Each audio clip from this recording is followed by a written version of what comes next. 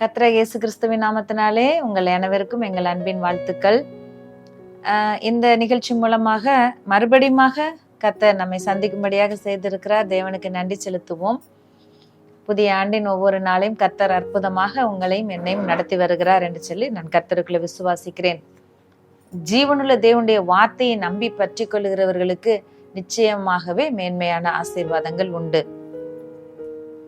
இந்த நாளிலும் நாம் தியானிக்கும்படியாக கர்த்தர் நமக்கு கொடுத்திருக்கிற வார்த்தை பிரயாசம் என்பதாகும். இந்த ஆண்டின் ஒரு புதிய ஆண்டின் ஆரம்ப நாட்களில் இருக்கிறோம். ஒரு ஆண்டை நிறைவு செய்வதற்குள் நாம் என்னென்ன விதத்துல எப்படியெல்லாம் இந்த ஆண்டை சரியாக பயன்படுத்தி கர்த்தர் கிருபையை நமக்கு ஒரு புதிய ஆண்டை தந்தர்ல இருக்கிறார். இந்த ஆண்டை நாம் பயன்படுத்தி கொள்ளுவதில் என்னென்ன விதத்திலே நாம் பிரயாசப்பட வேண்டும், எப்படியெல்லாம் வேதாகமத்துல தேவனுடைய பிள்ளைகள் தங்களுடைய பிரயாசத்தை எடுத்தார்கள், எப்படி எதற்கென்றெல்லாம் பிரயாசப்பட்டார்கள், முயற்சி செய்தார்கள், உழைத்தார்கள், அதற்காக அதிகமாய் வாஞ்சித்தார்கள் என்று சொல்லி நாம் வேதத்தின் வசனங்களிலிருந்து தியானிக்கும் பொழுது கர்த்தர் அற்புதமாய் கிருபையாய் நமக்கு கொடுத்த அந்த உலக வாழ்க்கையின் இன்னொரு புதிய ஆண்டிலே நாம் எப்படியாய் நாம் நம்முடைய வாழ்க்கையை சரியாக தேவனுக்காக பயன்படுத்தி கொள்ளும்படியாய் பிரயாசப்பட வேண்டும், எப்படி நாம் அபியாசிக்க வேண்டும் என்று சொல்லி சில காரியங்களை நாம் தியானிக்கலாம். 1 கொரிந்தியர் 15வது அதிகாரம் 58வது வசனம் சொல்லுகிறது. 1 கொரிந்தியர் 15:58, கர்த்தருக்குள் நீங்கள் படுகிற பிரயாசம் விருதாவாயிராதென்று அறிந்து நீங்கள் உறுதிப்பட்டவர்களாயும் அசையாதவர்களாயும் கர்த்தருடைய கிரியையில எப்பொழுதும் பெருகுகிறவர்களாயும் இருப்பீர்களாக. எது விருதாவா இராது என்று சொல்லி இந்த வசனம் அருமையாக நமக்கு காட்டி தருகிறது. எனக்கு பிரியமான சகோதரரே, கர்த்தருக்குள் நீங்கள் படுகிற பிரயாசம் விருதாவா இராது.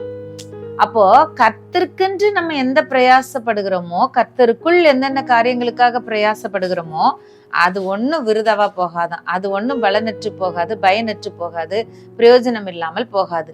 அப்படிங்கிறத நீங்க அறிந்து கொண்டு உறுதிப்பட்டவர்களா அசையாதவர்களா கர்த்தருடைய கிரியைகளை எப்பொழுதும் பெருகுகிறவர்களா இருக்கணும் அப்படின்னு சொல்லி இந்த வசனம் நமக்கு காட்டி தருகிறது. பவுல் இதை எழுதின பவுல் அவர் தன்னுடைய வாழ்க்கை ஓட்டத்திலே அவர் அருமையாக தன்னை குறித்து அருமையான ஒரு சாட்சியை கொடுக்கிறார். 1 கொரிந்தியர் 15வது அதிகாரம் 10வது வசனத்திலே நாம் பார்க்க முடியும். நான் இருக்கிறது தேவ கிருபையினாலே இருக்கிறேன், அவர் எனக்கு அருளிய கிருபை விருதாவா இருக்கவில்லை, அவர்கள் எல்லாரிலும் நான் அதிகமாய் பிரயாசப்பட்டேன். தேவனுடைய ராஜ்யத்தின் வேலைக்காக தேவனுக்காக எல்லாரை விட நான் அதிகமா பிரயாசப்பட்டேன்னு பவுல் தைரியமா சொல்றாரு. அதிகமா பிரயாசப்பட்டேன், ஆனாலும் நான் அப்படி செய்ததுக்கு காரணம் நான் இல்ல, என்னுடனே இருக்கிற தேவ கிருபையே அப்படி செய்தது. பாருங்க என்ன அழகா எழுதியிருக்கிறாரு தன்னை தாழ்த்தி. நான் ஊழியத்துல நம்ம எல்லாருக்குமே நல்லா தெரியும், புதிய ஏற்பாட்டுல அநேகமான நிருபங்களை எழுதினது பவுலப்போஸ்தலன் தான். பவுலப்போஸ்தலனுடைய லெட்டர்ஸ் நிருபங்கள் இல்லைன்னா புதிய ஏற்பாட்டுல பெரும்பகுதி இல்லை. அப்படிதான் பெரும்பகுதிய எழுதின பவுலப்போஸ்தலன் கர்த்தருக்காக நிறைய விஷயங்கள்ல நிறைய கஷ்டப்பட்டிருக்கிறாரு, அடிகள் பட்டிருக்கிறாரு, பிரயாணம் பண்ணிருக்கிறாரு, கண் விழிப்புகள்ல, காவல்ல, சிறைச்சாலையில, கப்பல் சேதங்கள்ல, கப்பல் பிரயாணத்துல, என்னென்னவோ விதங்கள்ல அவர் தன்னுடைய ஜீவனையும் பாராம தேவனுடைய ராஜ்யத்துக்காக நிறைய பிரயாசப்பட்டிருக்கிறாரு. இவ்வளத்தையும் செஞ்ச பவுல் சொல்றாரு, அது நானா செய்யல, எனக்குள் இருக்கிற என்னுடனே இருக்கிற தேவ கிருபையே அப்படி செய்தது. அந்த தேவ கிருபை அவரை என்ன செய்ய வச்சிருக்குது, அதிகமா அவரை கர்த்தருக்காக பிரயாசப்பட வைத்திருக்கிறது. எல்லாரை காட்டிலும், அவருடைய காலத்துல வாழ்ந்த மற்ற அப்போஸ்தலர்களை காட்டிலும், இயேசு கிறிஸ்துடைய சீஷர்களை காட்டிலும் அதிகமாய் பிரயாசப்படும்படி, அதிகமாய் தேவனுடைய ராஜ்யத்திற்கு நிற்கும்படி வைத்தது அந்த தேவனுடைய கிருபை. இன்றைக்கு நமக்கும் தேவன் கிருபை அளிக்கிறார். தாழ்மை உள்ளவர்களுக்கு கிருபை அளித்து கொண்டே இருக்கிறார். ஒவ்வொரு நாளும் நான் நிற்பதும் நாம் நிர்மூலமாகாது இருப்பதும் தேவனுடைய கிருபையே. அவருடைய கிருபைக்கு அளவே இல்லை, அவருடைய இரக்கத்திற்கு அளவே இல்லை, அவருடைய கிருபைக்கு முடிவே இல்லை. இப்படிப்பட்ட கிருபை நமக்கு கொடுக்கப்பட்டிருக்கிறதுனா இந்த கிருபையை கொண்டு நாம் எந்த விதத்திலே பிரயாசப்படுகிறோம், என்ன காரியத்திற்காக பிரயாசப்படுகிறோம். இன்றைக்கு இந்த வேத வசனம் சொல்லி தருகிற கிறிஸ்துவுடைய காரியங்களுக்காக, கிறிஸ்துவுக்காக படுகிற பிரயாசம் விருதாவா இராதென்று நாம் அறிந்திருக்கிறோமா? ஆண்டவருக்காக என்னெல்லாம் முயற்சி எடுக்கிறோம். இன்னைக்கு உங்க மத்தியில தேவனுடைய வார்த்தையை கொடுக்கும்படி பிரயாசப்படுகிறோம். இந்த மீடியா மூலமாக, மீடியால ஒர்க் பண்றவங்க, இத வீடியோ எடிட் பண்றவங்க, இதுக்கு பின்னாடி ஸ்கிரீனுக்கு பின்னாடி இருந்து வேலை செய்கிற அநேகர் இதுல இருப்பாங்க. எல்லாரும் பிரயாசப்பட்டு ஒரு தேவனுடைய வார்த்தைய, தேவனுடைய செய்திய, தேவ மகிமைய தொலைக்காட்சி நிகழ்ச்சி மூலமாக ஜனங்களுக்கு கொண்டு செல்லணும்னு சொல்லி அவ்வளவாய் பிரயாசப்படுகிறோம். இதற்கு தேவனுடைய கிருபை அளிக்கப்பட்டிருக்கிறது. இதுல வேலை பார்க்கிற ஒவ்வொருவருக்கும், இந்த துறையில இணைந்திருக்கிற, இந்த மீடியால இணைந்திருக்கிற ஒவ்வொருவருக்கும் அதற்குரிய அவரவருக்குரிய கிருபை அளிக்கப்பட்டிருக்கிறது. அந்த கிருபையை கொண்டு கர்த்தருடைய வார்த்தையை கொண்டு வருகிறோம். இது ஒரு பிரயாசம். இப்படி நாம ஆராய்ந்து பார்ப்போம். கர்த்தருக்காக என்னென்ன விதங்கள் எல்லாம் பிரயாசம் எடுக்கிறோம். ஒவ்வொரு காரியத்தின் பின்னணியும் கர்த்தருக்காக நம்ம எடுக்கிற பிரயாசமா இருக்கணும். கர்த்தருக்காக நான் உயிர் வாழ்கிறது, நமக்கு ஜீவன் தந்த இரட்சகருக்காக நம்முடைய வாழ்க்கையை வாழணும். நமக்கு ஜீவன் தந்தது இயேசு கிறிஸ்து மாத்திரமே. ஜீவன் தந்து நம்ம மீட்டு கொண்டவர், ஜீவன் தந்து நம்ம விலைக்கிரயமாய் வாங்கி கொண்டவர். அப்படின்னா நம்ம வாழ்ற ஒரு வாழ்க்கை அவருக்காக வாழணும். நம்ம சாப்பிட்ற சாப்பாடு அவருக்காக சாப்பிடணும். நம்ம எடுக்கிற ஓய்வு அவருக்காக எடுக்கணும். நமக்கு கொடுக்கப்பட்டிருக்கிற இந்த சரீரம் அவருக்காக இயங்கணும், அவருக்காக ஓடணும். இத கவனமா பார்த்து கொள்ளணும்.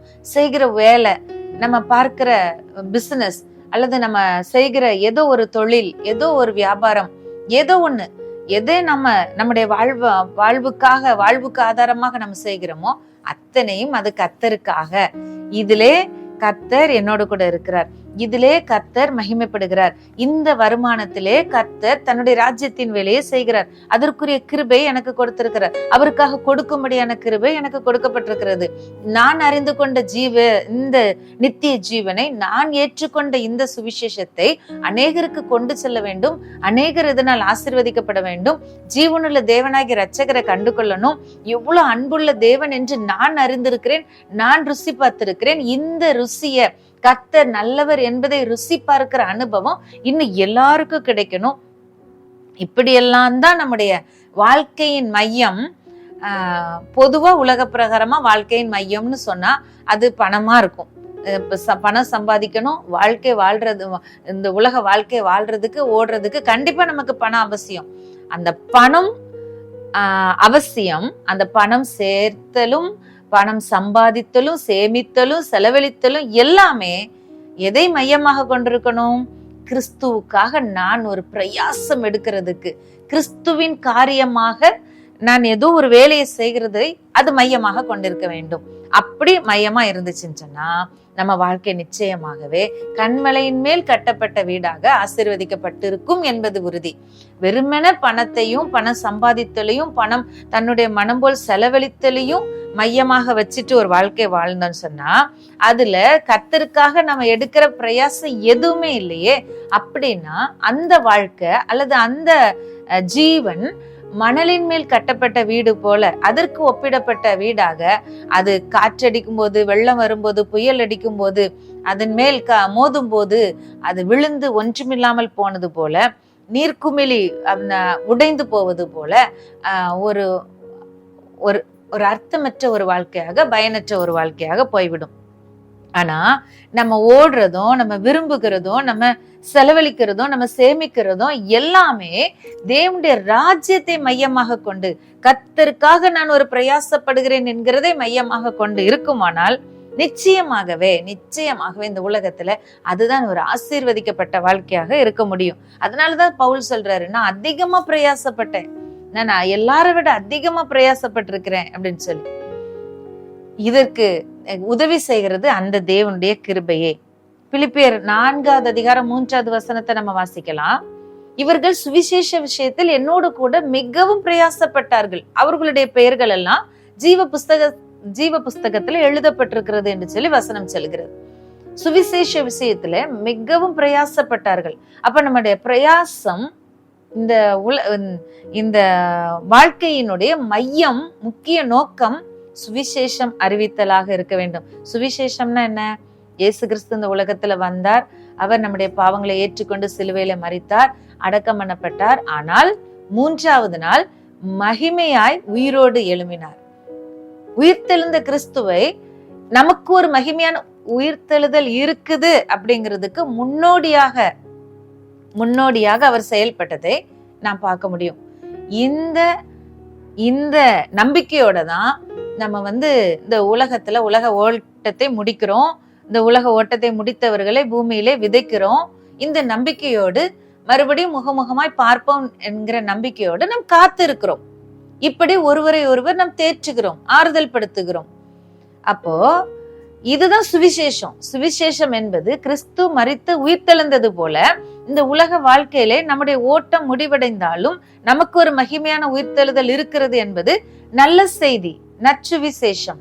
இந்த சுவிசேஷ விஷயத்துல யாரெல்லாம் பிரயாசப்பட்டாங்களோ அவங்களுடைய பெயர்கள் எல்லாம் ஜீவ புஸ்தகத்திலே எழுதப்பட்டிருக்கிறது என்று சொல்லப்பட்டிருக்கிறது. இதற்காக மிகவும் பிரயாசப்பட்டவர்கள். அதனாலதான் நம்முடைய வீடுகளே அது சுவிசேஷத்தின் நிமித்தமாக வசனம் சொல்லுகிறது. வீட்டையாவது, சகோதரனையாவது, சகோதரியாவது, தகப்பனையாவது, தாயாவது, நிலங்களையாவது, பணங்களையாவது, எதெல்லாம் விடுறோமோ அதெல்லாத்தையும் நம்ம 100 மடங்கு திரும்ப பெற்றுக்கொள்ளும் என்று சொல்லி வேத வசனம் நம்மை உற்சாகப்படுத்துகிறது, மோட்டிவேட் பண்ணுகிறது. ஏன்னா சுவிசேஷம் அவ்வளவு முக்கியம். இந்த உலகத்தோட நம்முடைய ஜீவன் அழிந்து போகிறது இல்ல. நம்முடைய சரீரத்துல வாழ்ற இந்த வாழ்க்கையோட நம்முடைய வாழ்க்கை முடிந்து போகிறது இல்ல. நமக்குள்ள இருக்கிற ஒரு ஆத்துமா அது நித்திய வாழ்க்கைக்கு ஆயத்தப்படுகிறது. அது நித்தியத்தை உடையதா இருக்கிறது. ஒண்ணு நித்திய ஜீவனுக்குள்ள போனோம், இல்ல நித்திய மரணத்துக்குள்ள போனோம். 2ல ஒண்ணுதான். இந்த சரீரத்துல நாம் வாழ்ற வாழ்க்கையில நாம செலக்ட் பண்றதுல இருக்குது. அப்படின்னா இந்த உலக வாழ்க்கை எவ்வளவு முக்கியம். அந்த வாழ்க்கையை அர்த்தமுள்ளதாக மாற்ற சுவிசேஷம் எவ்வளவு முக்கியம். சுவிசேஷம் அவ்வளவு முக்கியங்கிறதுனாலதான் அதுக்காக பிரயாசப்படுறவங்க பாக்கியவான்கள், அவங்க பேர்லாம் ஜீவ புஸ்தகத்துல எழுதப்பட்டிருக்கிறது என்று சொல்லி வசனம் நமக்கு அருமையாக சொல்லி தருகிறது. அன்பானவர்களே, ஒருவேளை இன்னைக்கு சுவிசேஷத்திற்கு கீழ்ப்படியாதவர்களாய் நீங்கள் இந்த நிகழ்ச்சியை பார்த்து கொண்டிருப்பீர்களானால் உங்களுக்கு இந்த நிகழ்ச்சி மூலமாக கர்த்தருடைய வார்த்தை உங்களை தேடி வருகிறது. சுவிசேஷத்திற்கு கீழ்ப்படியும்படி கர்த்தருடைய அழைப்பு உங்களுக்கு நேராக வருகிறது. ஏனென்றால் இந்த உலகத்துல சுவிசேஷம்தான் நம்முடைய கண்களை திறக்கிற மெய்யான ஒளியா இருக்கிறது. இந்த சுவிசேஷம்தான் எதிர்காலத்தை நமக்கு காட்டுகிறது, எதிர்காலத்தின் நிச்சயத்தை நமக்கு தருகிறது.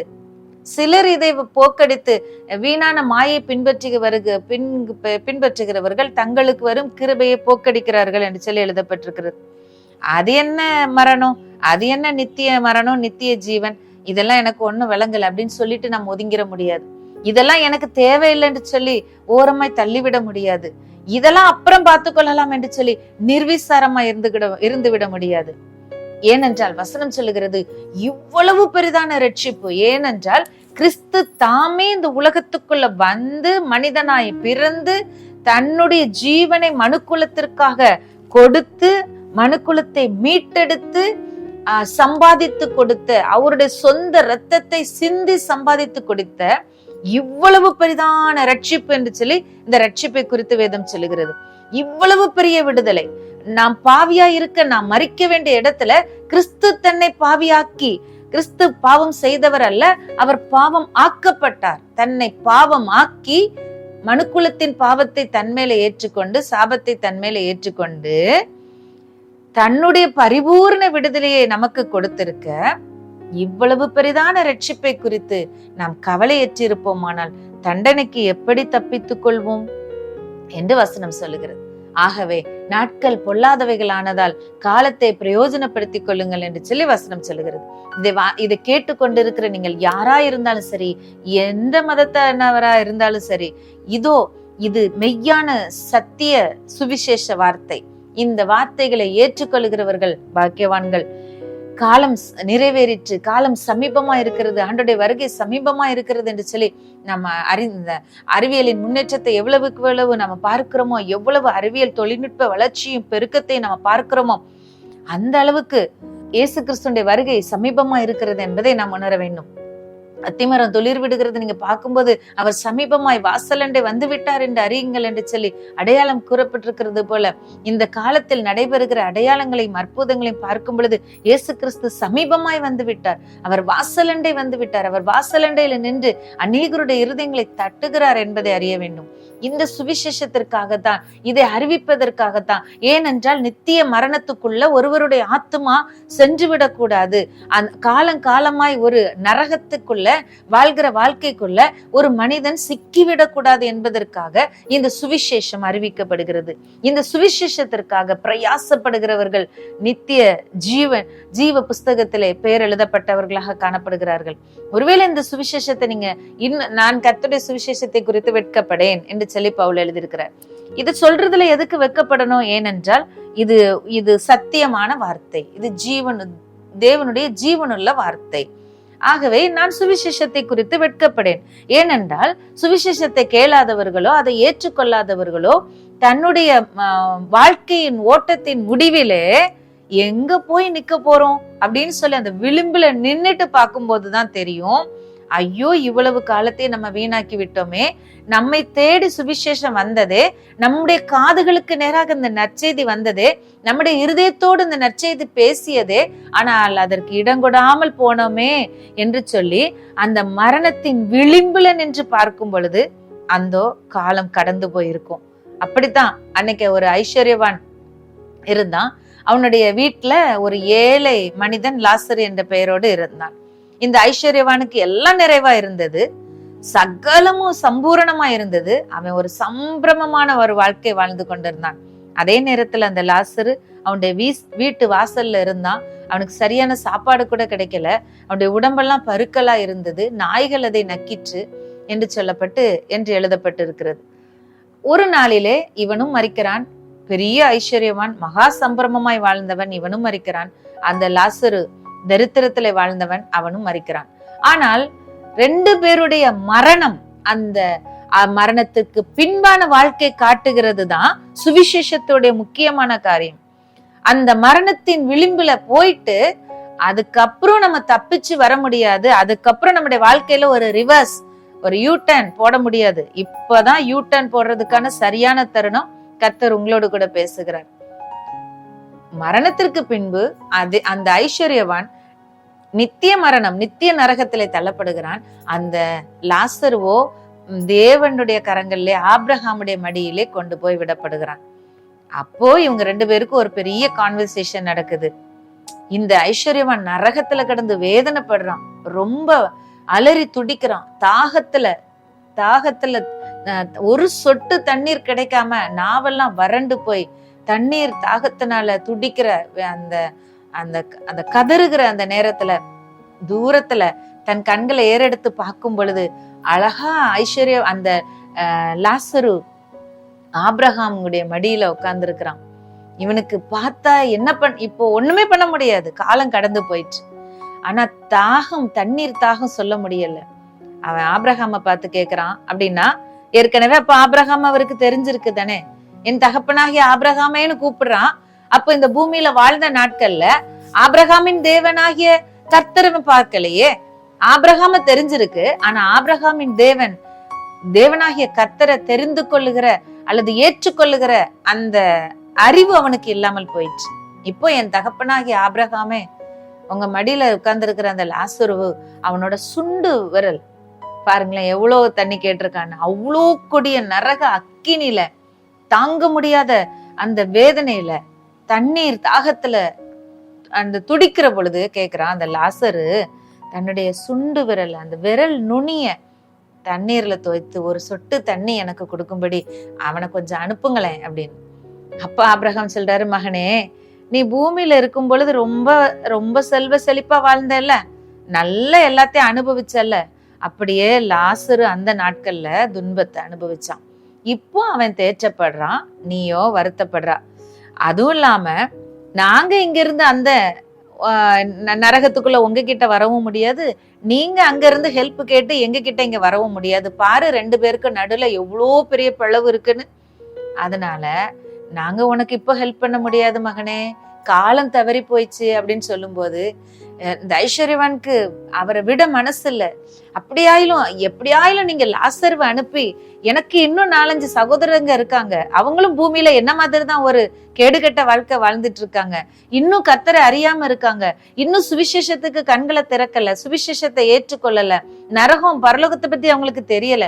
நீங்க கொஞ்சம் லாசருவை அனுப்பி அவங்களுக்காவது சொல்லுங்களேன், அவங்களாவது இந்த வேதனை உள்ள இடத்துக்கு வராம இருக்கட்டுமே.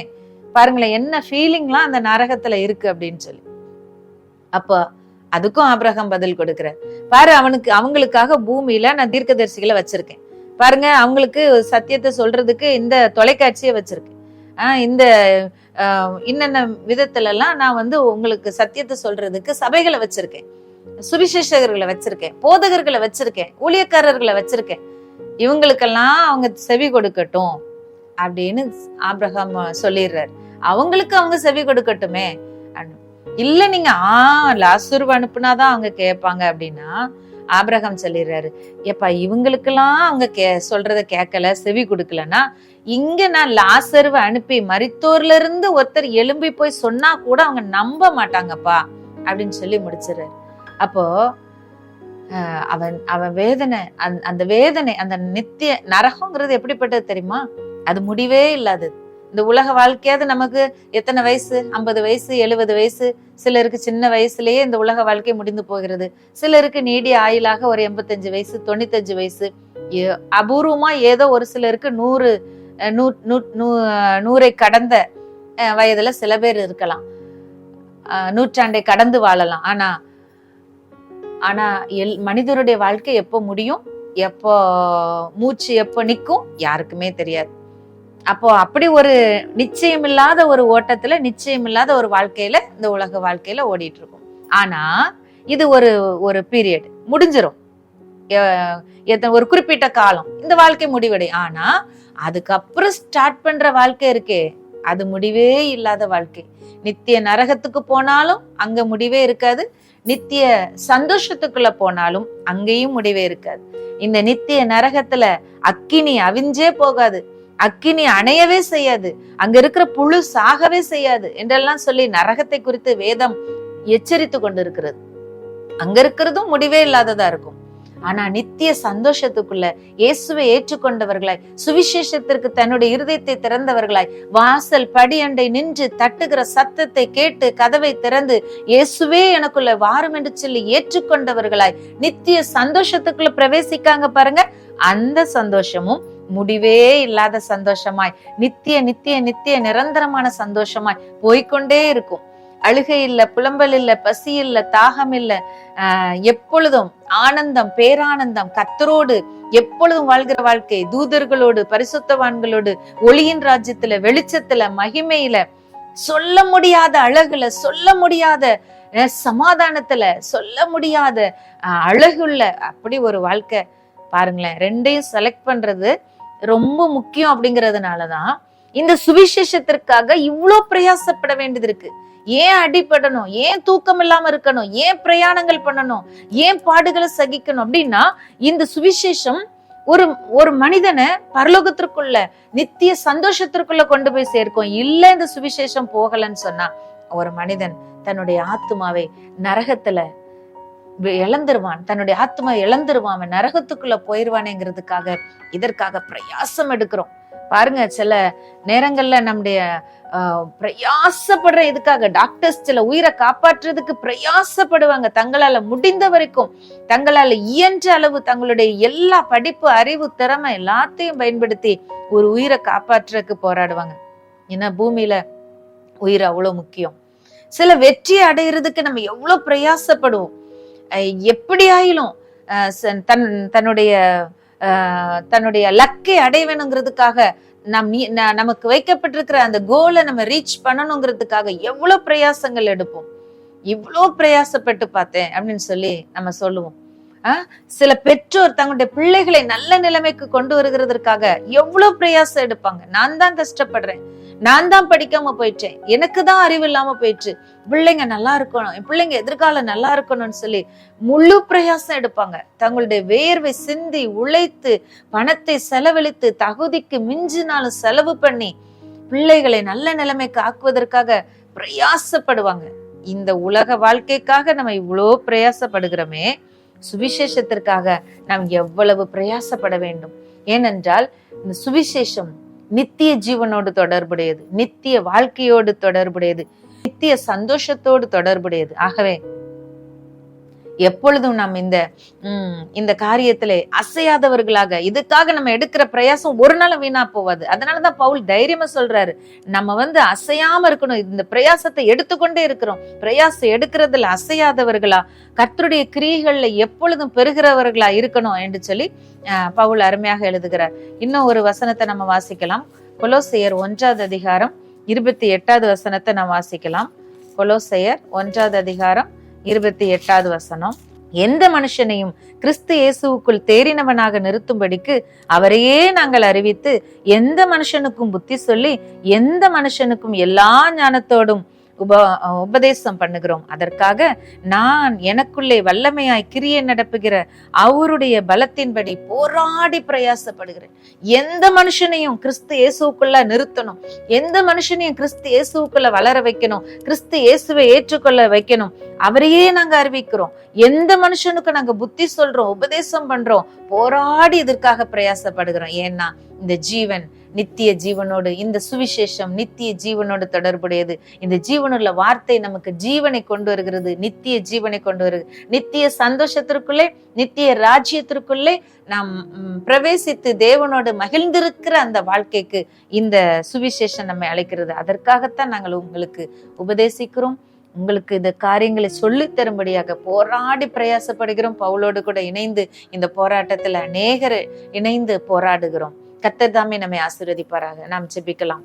அன்பின் பரலோக தகப்பனே, சுவிசேஷ விஷயத்திலே போராடி பிரயாசப்படுகிற அநேகர் ஆண்டவரே இந்த இடத்துல இந்த நிகழ்ச்சியை பார்த்து கொண்டு இருக்கக்கூடும். அவர்களுக்காக உமக்கு நன்றி ஆண்டவரே. அவர்கள் தாங்கள் படுகிற பிரயாசம் விருதவாய் போகாது என்று அறிந்திருக்கிறபடினாலே அசையாதவர்களாய், உறுதிப்பட்டவர்களாய் இந்த பிரயாசத்தை எடுத்துக்கொண்டிருக்கிறார்கள். அதற்காக உமக்கு நன்றி ஆண்டவரே. இதற்காக தங்களுடைய நேரத்தை, திறமையை, பணத்தை, ஆண்டவரே உடல் உழைப்பை, பலனை எல்லாத்தையும் ஆண்டவரே இதுல இதுல எஃபர்ட், முழு எஃபர்ட்டையும் போட்டு ஆண்டவரே முதலீடு செய்து பிரயாசப்படுகிற ஒவ்வொருவருக்காக நன்றி செலுத்துகிறோம்.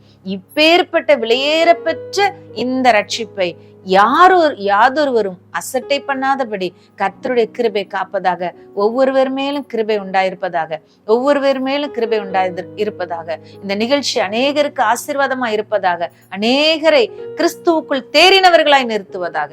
எல்லா துதி கன மகிமை உமக்கு ஏறெடுக்கிறோம். இயேசுவின் நாமத்தில் ஜெபிக்கிறோம் நல்ல பிதாவே, ஆமென்.